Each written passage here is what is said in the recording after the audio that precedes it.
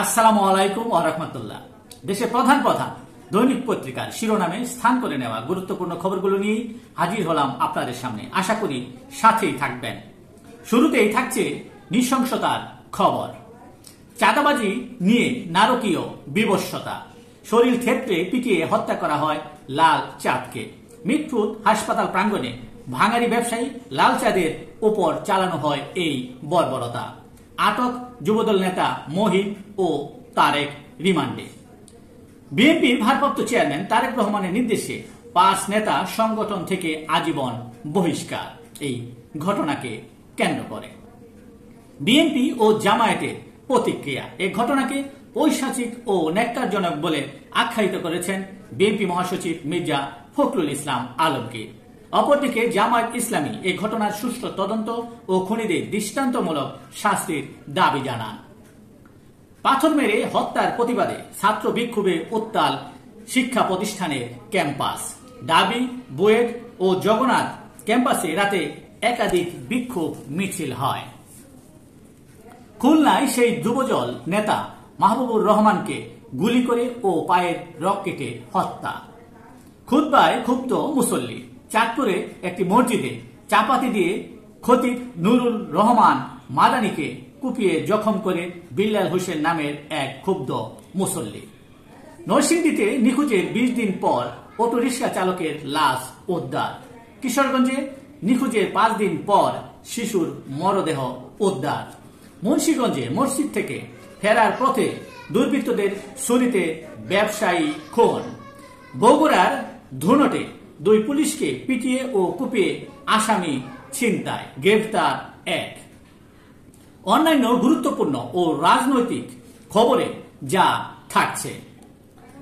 বিশ্ব স্বাস্থ্য সংস্থার দক্ষিণ পূর্ব এশিয়া অঞ্চলের আঞ্চলিক পরিচালক সাবেক প্রধানমন্ত্রী শেখ হাসিনার কন্যা সালমা ওয়াজেদ পুতুলকে অনির্দিষ্টকালের ছুটিতে পাঠালো বিশ্ব স্বাস্থ্য সংস্থা। ফেনীতে ১১২ গ্রাম প্লাবিত। ধীর উন্নতি নোয়াখালীতে। ফেনী ও নোয়াখালীর বন্যা গাফিলতির খেসারত বলে অভিমত বিশেষজ্ঞদের। মানবতা বিরোধী অপরাধ।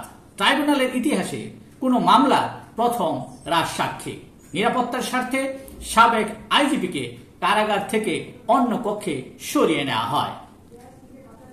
ছাত্র জনতার অভ্যুত্থান। ৭০% মামলার তদন্তের অগ্রগতি প্রতিবেদন দিতে ৪ চ্যালেঞ্জ। মোট ১৬০১ মামলার মধ্যে হত্যা মামলা ৬৩৭টি। ফেব্রুয়ারিতে নির্বাচনের প্রস্তুতি। মাঠ পর্যায়ে কাজ শুরু করেছে বিএনপি। দাবি দাওয়া নিয়ে এগুচ্ছে জামায়াত ইসলামী ও জাতীয় নাগরিক পার্টি তথা এনসিপি। জামায়াতের সঙ্গে জোট হবে না বিএনপির বলে জানিয়েছেন বিএনপি নেতা সালাউদ্দিন আহমেদ। অপরদিকে জাতীয় নাগরিক পার্টি তথা এনসিপির জন্য আলোচনার দরজা খোলা বলেও জানান তিনি। গণমাধ্যমে দেওয়া এক সাক্ষাৎকারে তিনি এসব কথা বলেন। কোন দলের শক্তি কেমন বোঝা যাবে নির্বাচনে বলে মন্তব্য করেছেন বিএনপি নেতা শামসুজ্জামান দুদু। দেশে দুর্ভিক্ষের আশঙ্কা করছে মানুষ, এমন হলে জনগণ আমাদের ছেড়ে দেবে না বলে মন্তব্য করেছেন বিএনপি নেতা রুহুল কবির রিজভী আহমেদ। দুর্নীতি যারাই করবে এনসিপি তাদের ছেড়ে দেবে না বলে জানিয়েছেন এনসিপি নেতা নাহিদ ইসলাম। তিনি আরো বলেন, দেশে আরেকটি গণ আন্দোলন হবে বলেও জানান তিনি। যখন বলি লন্ডনে বসে ষড়যন্ত্র হচ্ছে তখন একটি দল বেজার হয় বলে মন্তব্য করেন এনসিপি নেতা হাসনাত আব্দুল্লাহ।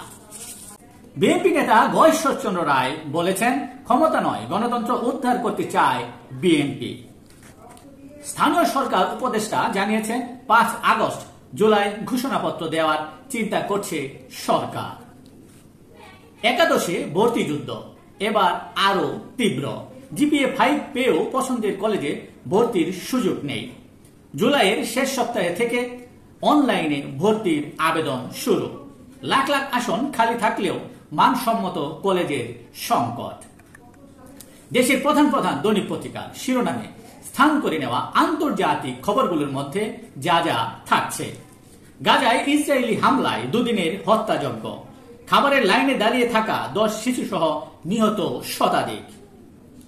তেল আবিবের সঙ্গে চুক্তি স্থগিত চান সাবেক 27 ইইউ কূটনীতিক। ইউক্রেনে অস্ত্র দেবে যুক্তরাষ্ট্র, অর্থ যোগাবে নেটো বলে জানিয়েছেন মার্কিন প্রেসিডেন্ট ডোনাল্ড ট্রাম্প। অবৈধ অভিবাসী ঠেকাতে ফ্রান্স ও যুক্তরাজ্যের মধ্যে চুক্তি স্বাক্ষর। 1984 সাল থেকে তুরস্ক রাষ্ট্রের বিরুদ্ধে সশস্ত্র লড়াই চালিয়ে আসা কুর্দিস্তান ওয়ার্কার্স পার্টি বা পিকেকে অস্ত্র হস্তান্তর শুরু। এরদোয়ানের বিরাট সাফল্য। আসিয়ানের পরামর্শ, মিয়ানমারে নির্বাচনের চেয়েও শান্তি আলোচনা মূল লক্ষ্য। এই ছিল দেশের প্রধান প্রধান দৈনিক পত্রিকার শিরোনামে স্থান করে নেওয়া গুরুত্বপূর্ণ খবরগুলো জানিয়ে আপনাদের মাঝে উপস্থিত ছিলাম। আশা করি আপনাদের ভালোই লেগেছে। আজকের মতো এখানেই, আবারও দেখা হবে আগামীকাল ঠিক একইভাবে। সে পর্যন্ত অবশ্যই ভালো থাকবেন, সুস্থ থাকবেন। আসসালামু আলাইকুম ওয়া রাহমাতুল্লাহ।